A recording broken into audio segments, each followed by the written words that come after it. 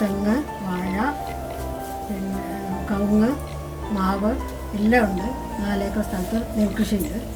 അതുകൊണ്ടാണ് ഈ പശുക്കൾക്ക് ആവശ്യമായ പുല്ല്, വൈക്കോല് ഒക്കെ പശുവിന് കിട്ടും. മത്സ്യം വളർത്തുന്നുണ്ട് ഒരു കുളത്തിൽ.